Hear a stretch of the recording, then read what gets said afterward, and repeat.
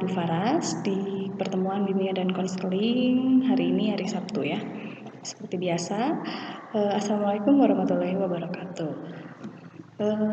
Pada pertemuan kali ini, Ibu akan menjelaskan mengenai bimbingan dan konseling apa sih? Nah, sebelumnya pasti kalau kelas 7 itu belum ada ya bimbingan konseling. Ada guru BK biasanya kalau di SD. Ada sih beberapa, cuman tidak banyak, biasanya di sekolah swasta. Nah, sekarang Ibu akan menjelaskan mengenai bimbingan dan konseling itu apa. Bimbingan dan konseling, bimbingan dan konseling itu adalah suatu proses psikologis yang diberikan oleh guru pembimbing atau guru BK kepada yang dibimbing atau peserta didik agar ia dapat berkembang secara optimal. Nah, jadi guru bimbingan konseling itu bukan polisi sekolah ya. Jadi guru bimbingan konseling itu guru pendamping atau guru pembimbing kalian jika kalian ingin berkembang secara optimal gitu. Kalau kalian ingin berkonsultasi mengenai misalnya kalian ada masalah nih sama teman-teman kalian atau ada masalah di keluarga, kalian tuh malu mau cerita sama teman atau sama guru kalian, wali kelas. Nah, boleh cerita sama guru BK kalian. Nah, guru BK kalian siapa di sini? Itu Ibu. Nah, kebetulan hanya Ibu saja guru BK di sini, baru Ibu sendiri, jadi ya semuanya Ibu yang handle gitu. Nah, jadi jangan sungkan nanti kalau sudah masuk ke sekolah ya, sudah masuk secara langsung. Nah, jangan sungkan datang ke ruang BK bertemu dengan Ibu. Jangan menganggap BK itu polisi sekolah, karena kami itu bukan polisi sekolah, bukan hakim yang harus menghakimi gitu. Jadi jangan takut untuk datang ke ruang BK. Kemudian, bimbingan itu bantuan. Ya, jadi guru BK itu bisa membantu kalian dalam memutuskan suatu masalah, gitu. Bukan memutuskan suatu masalah sih, jadi dapat memberi bantuan dalam membimbing kalian gitu. Ketika kalian ada masalah, kita cari solusinya bersama gitu. Kita obrolin bersama, bareng-bareng datang saja ke ruang BK. Atau misalnya sekarang kan sedang PJJ ya, jarak jauh, belajar dari rumah. Kalian ada masalah apa, misalkan tidak bisa diselesaikan dengan wali kelas, bisa saja kalian hubungi Ibu sebagai guru BK kalian. Pastinya kalian sudah tahu ya nomor HP Ibu berapa. Bisa dilihat di grup ya. Nah, kemudian di BK apa saja yang bisa kalian diskusikan? Banyak hal, ada berapa bidang? Ada 4 bidang. Nah, nanti setelah ini juga akan ada mengenai bidang-bidang yang dapat didiskusikan dengan BK. Kalau kalian kelas 3, biasanya kalian tuh sudah mulai harus memikirkan akan ke jurusan IPA atau IPS nanti di SMA. Nah, itu bisa didiskusikan dengan guru BK kalian. Nah, cita-cita kalian itu apa? Nah, nanti didiskusikan dengan guru BK kalian. Cita-cita kalian apa? Misalnya menjadi dokter. Menjadi dokter tuh dari SMA-nya tuh harusnya kalau bisa dari jurusan apa? Nah, dari jurusan IPA misalnya gitu. Nah, seperti itu kita diskusi bersama ya. Kalau kalian mengalami kegalauan dalam bidang apapun, kalian bisa datang ke guru BK. Nah, di sini juga ada fungsi dari bimbingan dan konseling. Yang pertama ada fungsi pemahaman. Fungsi pemahaman ini membantu konseli agar memiliki pemahaman terhadap potensi diri atau lingkungannya. Nah, jadi dalam fungsi ini diharapkan siswa atau peserta didik atau konseli dapat berkembang secara optimal, dapat menyesuaikan diri dengan lingkungan gitu. Nanti akan diberi pemahaman-pemahaman agar dapat berkembang secara optimal. Nah, di sini juga ada fungsi preventif, fungsi yang berkaitan dengan upaya konselor untuk senantiasa mengantisipasi berbagai masalah yang mungkin terjadi dan berupaya untuk mencegahnya. Preventif itu pencegahan, jadi Ibu akan memberikan beberapa pemahaman agar kalian dapat mencegah diri kalian dari perbuatan-perbuatan yang kurang baik atau kegiatan yang membahayakan diri kalian, seperti itu. Kemudian yang ketiga adalah fungsi pengembangan.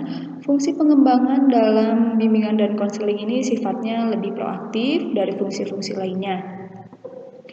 Nah, konselor akan senantiasa berupaya untuk menciptakan lingkungan belajar yang kondusif dan memfasilitasi perkembangan konseli. Gitu ya. Jadi di sini kita akan guru BK. Kalau ini lebih ke guru BK-nya ya. Nanti yang akan merencanakan atau bekerja sama atau berkolaborasi dengan wali kelas kalian atau dengan guru mata pelajaran agar kalian dapat dikembangkan ya, bimbingan konseling ini lebih aktif gitu, lebih proaktif. Ada juga fungsi penyembuhan, fungsi bimbingan dan konseling yang bersifat kuratif kalau penyembuhan ini gitu. Nah, kalau dalam fungsi penyembuhan ini yang biasa dilakukan adalah melalui konseling gitu, agar si konselor yang sedang mengalami masalah ini dapat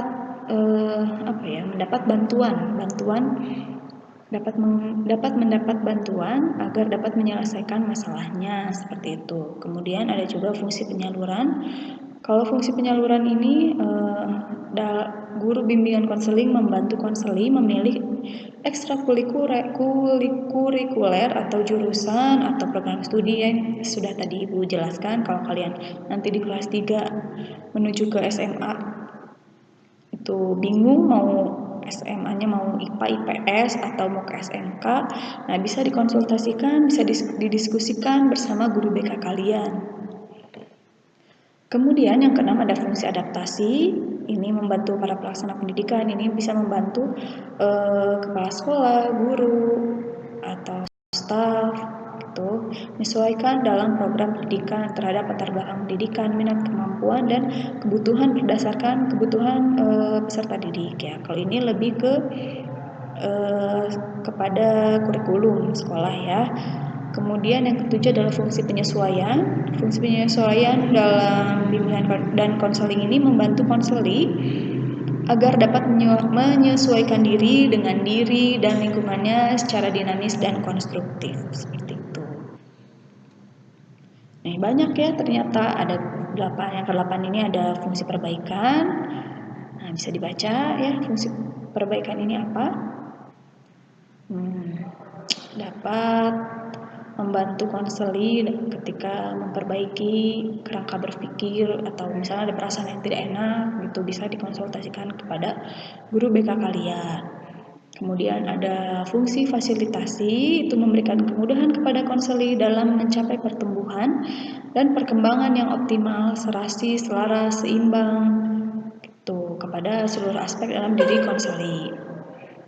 Yang ke-10 adalah fungsi pemeliharaan, itu membantu konseli agar dapat menjaga diri, mempertahankan situasi yang sudah kondusif nih, yang tercipta dalam diri konseli. Kalau sudah ada yang baik tuh, agar terus dipertahankan gitu ya, agar kalian dapat mempertahankan sifat baik dalam diri kalian. Nah, bimbingan konseling ini ada 4 bidang. Ada bimbingan pribadi, kemudian bidang bimbingan sosial, bidang bimbingan belajar, bidang bimbingan karir, gitu ya.